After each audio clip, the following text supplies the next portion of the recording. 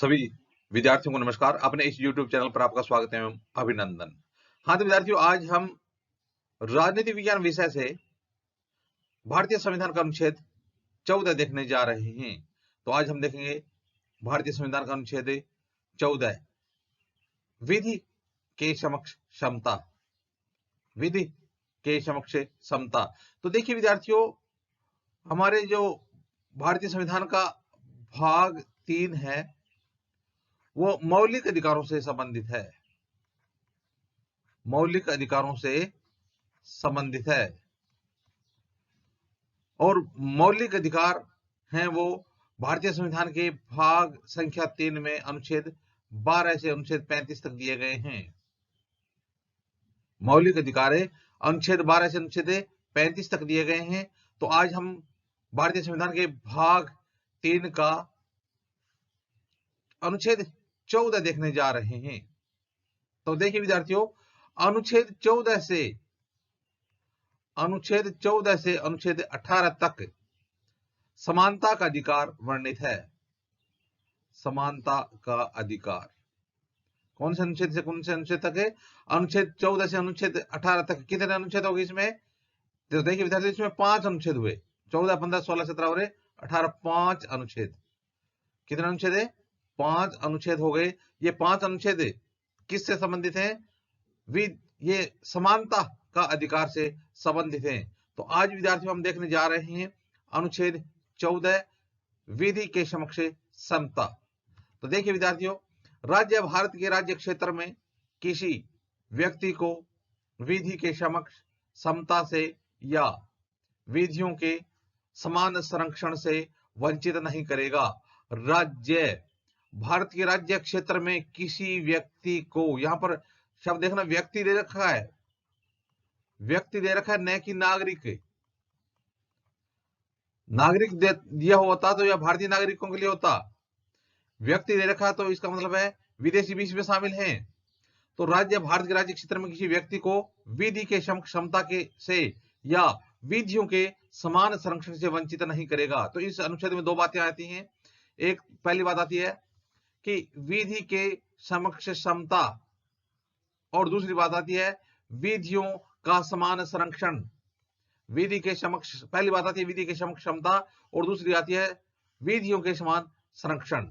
तो इन दोनों से राज्य है वो किसी भी व्यक्ति को, न कि नागरिक को, किसी भी व्यक्ति को वंचित नहीं करेगा।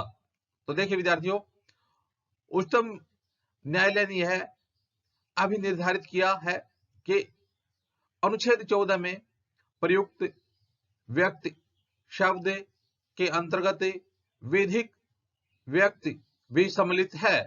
तो अब देखिए, यानी जो व्यक्ति शब्द है इसके अंतर्गत विधिक व्यक्ति भी सम्मिलित है। तो ये विधिक व्यक्ति क्या होता है?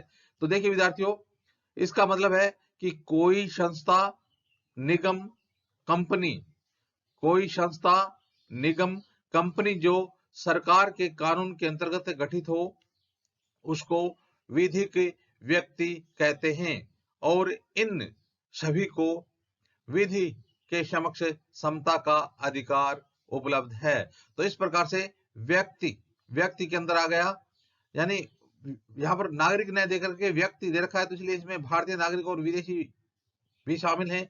इसके साथ साथ जो विधिक व्यक्ति यानी कोई भी संस्था, निगम, कंपनी जो सरकार के कानून के अंतर्गत गठित है वो भी इसमें सम्मिलित है। तो इस प्रकार से विधिक व्यक्ति भी समता का अधिकार प्राप्त करने का अधिकारी है। तो इस प्रकार से विद्यार्थियों, हमने अनुच्छेद 14 के अंतर्गत देखा कि व्यक्ति को एक तो विधि के क्षमता और दूसरा विधियों के समान संरक्षण से वंचित नहीं करने की व्यवस्था की गई है। हाँ तो विद्यार्थियों, अब देखते हैं कि भारतीय संविधान का अनुच्छेद 14 आगे क्या कहता है। यह एक नकारात्मक विधान है और यह अधिकार सभी लोगों के लिए है। तो यानी हमने जो अनुच्छेद 14 देखा, इसमें जो दे रखा है विधि के समक्ष समता, तो यह एक नकारात्मक विधान है और यह अधिकार सभी लोगों के लिए है। नागरिक हो चाहे रहवासी, यानी चाहे तो भारतीय नागरिक हैं वो भी इसमें शामिल हैं, और रहवासी जो भारत में रहने वाले हैं वो भी इसमें शामिल हैं।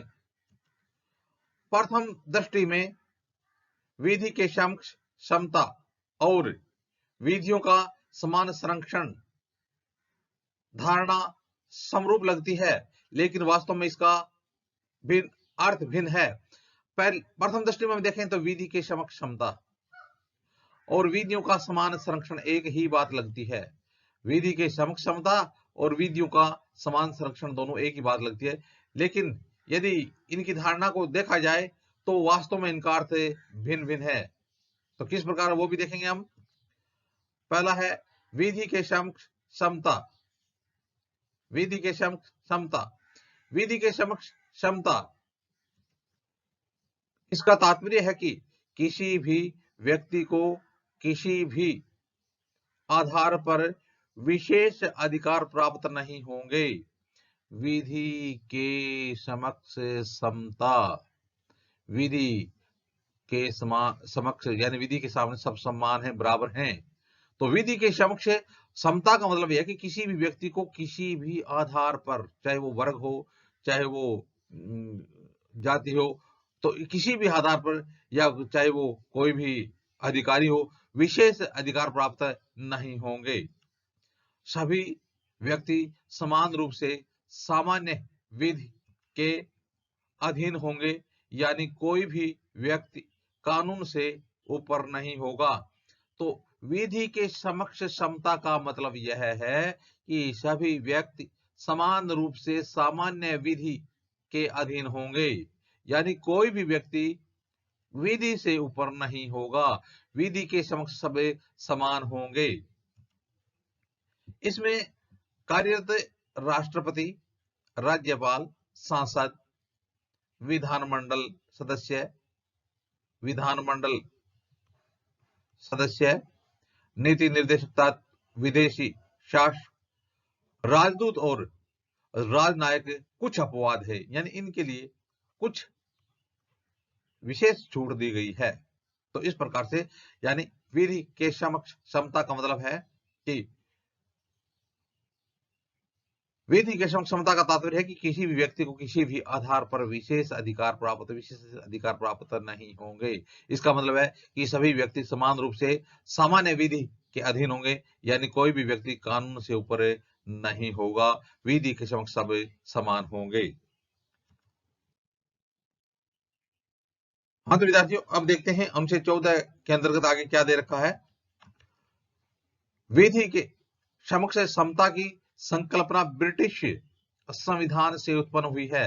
तो विधि के समक्ष समता की जो संकल्पना है वो संकल्पना ब्रिटिश संविधान से उत्पन्न हुई है। कौन से देश के संविधान से उत्पन्न हुई है? विधि के समक्ष समता की संकल्पना ब्रिटिश संविधान से उत्पन्न हुई है, जो एक नकारात्मक धारणा है। नकारात्मक धारणा किस प्रकार से है? तो देखिए विद्यार्थियों, विधि के समक्ष समता एक नकारात्मक धारणा इस प्रकार है। यदि एक दिव्यांग व्यक्ति और एक सामान्य व्यक्ति को एक साथ दौड़ाया जाए तो दिव्यांग व्यक्ति सामान्य व्यक्ति का मुकाबला नहीं कर पाएगा। एक दिव्यांग व्यक्ति है और एक सामान्य व्यक्ति है। यदि इन दोनों को दौड़ाया जाए, दिव्यांग और सामान्य व्यक्ति को एक साथ, तो जो दिव्यांग व्यक्ति है वो सामान्य व्यक्ति का मुकाबला नहीं कर पाएगा। भाई सामान्य का मुकाबला कैसे करेगा? एक तो दिव्यांग है ना, वो तो दौड़ ही नहीं पाएगा। तो इस प्रकार से कानून के समक्ष सभी व्यक्ति एक समान नहीं हो सकते हैं, इसलिए दिव्यांग व्यक्ति के लिए अलग नियम और सामान्य व्यक्ति के लिए अलग नियम बनाने पड़ेंगे। तो इस प्रकार से एक नकारात्मक धारणा है, क्योंकि परिस्थिति को देख करके नियम बनाने पड़ेंगे। यह अनुच्छेद समान परिस्थिति में समता की गारंटी देता है।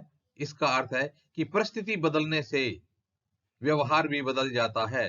तो यह अनुच्छेद है, यह परिस्थिति को देख, यदि परिस्थिति समान है तो उसके लिए समान कानून तो समान परिस्थिति में समता की गारंटी देता है। इसका अर्थ है कि परिस्थिति यदि बदल गई तो व्यवहार भी बदल जाता है।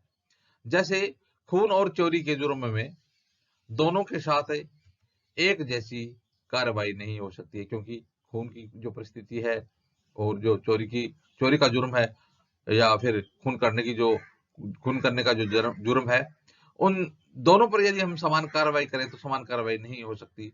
तो इस प्रकार से विधि के समक्ष जो समता है वो ब्रिटिश संविधान की देन है और एक नकारात्मक धारणा है।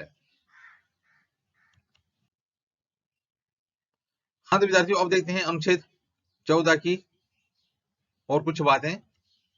आगे है दूसरा, विधि का समान संरक्षण, विधि के समता, और दूसरा है विधि का समान संरक्षण।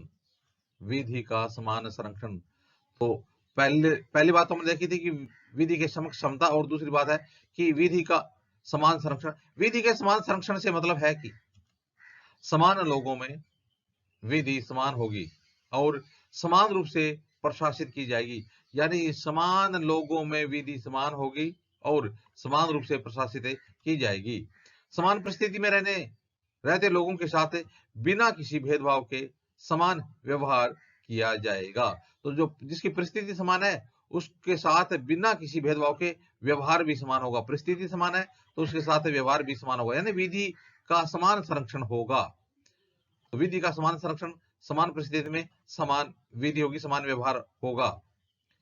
यदि कोई धनवान व्यक्ति कोर्ट में अपना वकील रखेगा तो समता के लिए गरीब व्यक्ति को कोर्ट सरकारी वकील की मुफ्त सुविधा उपलब्ध करवाएगा। तो देखिए, यदि कोई धनवान व्यक्ति है वो कोर्ट में अपना वकील रखता है, तो कोई गरीब व्यक्ति है तो उसके पास रुपए पैसा या वकील रखने के लिए धनराशि नहीं है, तो ऐसी स्थिति में कोर्ट है वो सरकारी वकील की मुफ्त सुविधा उपलब्ध करवाएगा। तो यानी विधि का समान संरक्षण होगा, विधि का सबको समान संरक्षण मिलेगा। विधि का समान संरक्षण संकल्पना अमेरिकी संविधान से ली गई है। तो विधि का समान संरक्षण की जो संकल्पना है वो कौन से देश के संविधान से ली गई है? अमेरिकी संविधान से ली गई है। तो इस प्रकार से विद्यार्थियों, आज हमने राजनीति विज्ञान में अनुच्छेद 14 देखा। आगे आने वाले वीडियो में भी इसी प्रकार से हम राजनीति विज्ञान संबंधित अध्ययन सामग्री देखते रहेंगे। आप भी अपने इस YouTube चैनल के साथ बने रहिए। वीडियो देखने के लिए धन्यवाद।